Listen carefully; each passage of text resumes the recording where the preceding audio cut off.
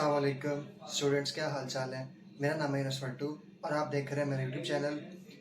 आज का हमारा लेक्चर है इंटरजेक्शन के ऊपर, जो हमने प्लेलिस्ट 11 के नाम से ये लेक्चर रखेंगे। पार्ट्स ऑफ स्पीच की प्लेलिस्ट के अंदर हमने ये 11वां लेक्चर होगा। इससे पहले हमने पार्ट्स ऑफ स्पीच के ऊपर नाउन से लेके introduction of parts of speech, noun, pronoun, verb, adverb, adjective, adverbs, kinds of adverb, helping verbs पे ब्रीफ लेक्चर्स बनाए हैं उनके सब टाइप्स के ऊपर। अगर आपने वो लेक्चर नहीं देखे तो उसको जाके जरूर देखें, ताकि आपके कंप्लीट कॉन्सेप्ट क्लियर हो गए। और ये जो 1-2 मिनट की वीडियोस में सब कुछ कभी क्लियर नहीं होता था, कभी भी इतनी जल्दबाजी में 1-1 मिनट की वीडियोस के ऊपर ना इत्तेफाक किया करें। लेक्चर्स पूरा सुनते होते हैं ताकि आपको कॉन्सेप्ट कुछ होते हैं कि जो हम बात शुरू में बताते हैं, कुछ चीज़ें होती हैं जो लास्ट में बताते हैं, कुछ दरम्यान में बताने वाली होती हैं। तो जब तक आप लेक्चर को पूरा नहीं सुनेंगे तब तक आपको मुकम्मल कंसेप्ट क्लियर नहीं होता। तो जो आपका वॉचिंग टाइम वो छोटी 15-15 सेकंड्स की, 20-20 सेकंड की टिकटॉक्स और शॉर्ट्स देखकर हमारा जो है ना, वो जिसे कहते हैं कंसर्निंग टाइम या जिसे फोकस टाइम कहते हैं, वो कम हो गया।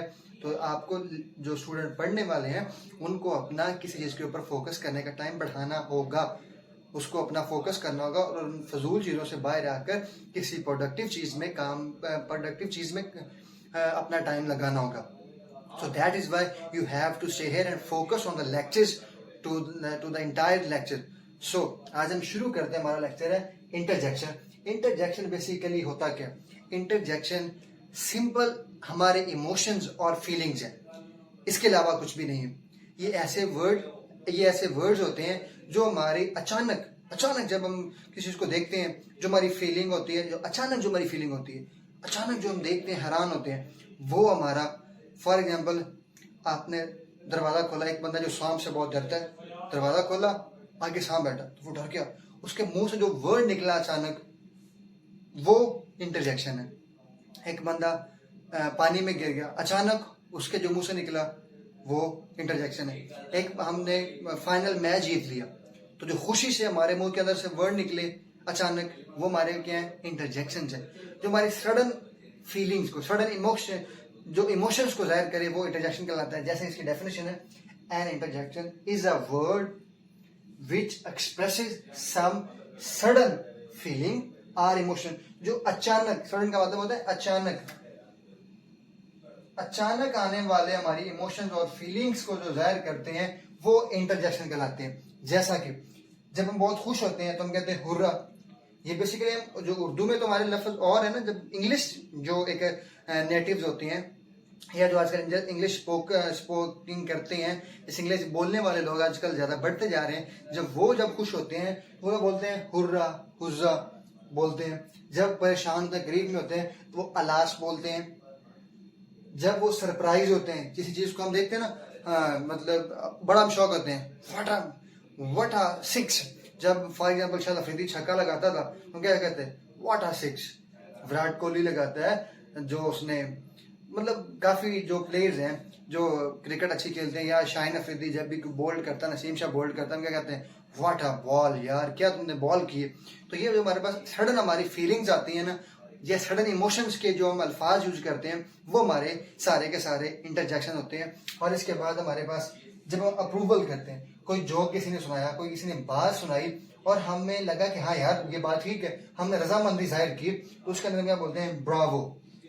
ब्रावो यार, क्या बात है यार, ये तुमने जो आइडिया दिया है ये बहुत ही अच्छा आइडिया है। तो इसके अंदर हम इसकी मजीद एग्जांपल्स देख लेते हैं ताकि हमें मजीद चीजें क्लियर हो जाएं।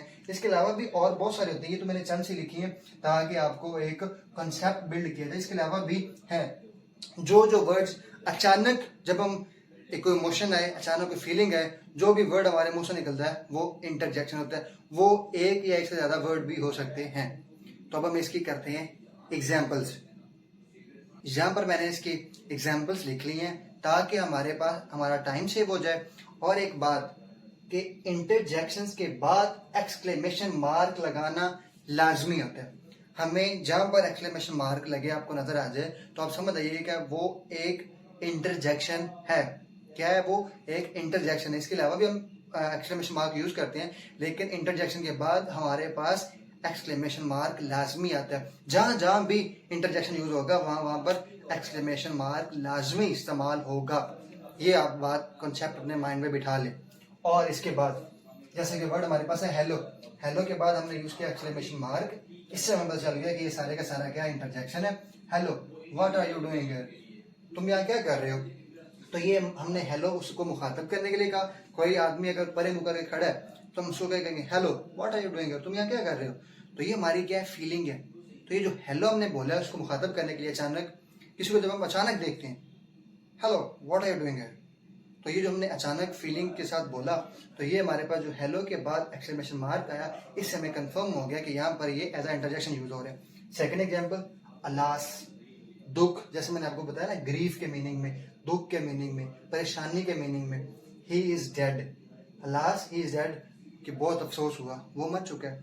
तो ये हमारे पास अलास जो हमारे पास है वो दुख के, ग्रीफ के, परेशानी के मीनिंग में आता है। और hurrah, hurrah we win the match, जब कोई टीम मैच जीती होगी इंग्लिश में क्या कहते हैं, hurrah hurrah we win the match. तो ये जो हुर्रा हुर्रा ये हमारे पास हमें मीनिंग देते हैं खुशी के, वी विन द मैच। तो ये हमारे पास क्या है, ये सारे के सारे इंटरजेक्शन हैं जो हम यूज करते हैं अपनी सडन फीलिंग को, अपने सडन इमोशंस को जाहिर करने के लिए। ये था हमारा आज का लेक्चर छोटा सा। आई होप को आपको क्लियर हो गया। अगर फिर भी कोई एम्बिग्युइटी है तो आप अपनी जो भी एम्बिग्युइटी है, कोई भी क्वेश्चन है, कमेंट सेक्शन में लिखिएगा, इंशाल्लाह हम आपको आंसर देंगे। सो स्टे ट्यून, अल्लाह हाफिज। चैनल को सब्सक्राइब भी करें और दूसरों का शेयर भी करें। देखते रहें, अल्लाह हाफिज।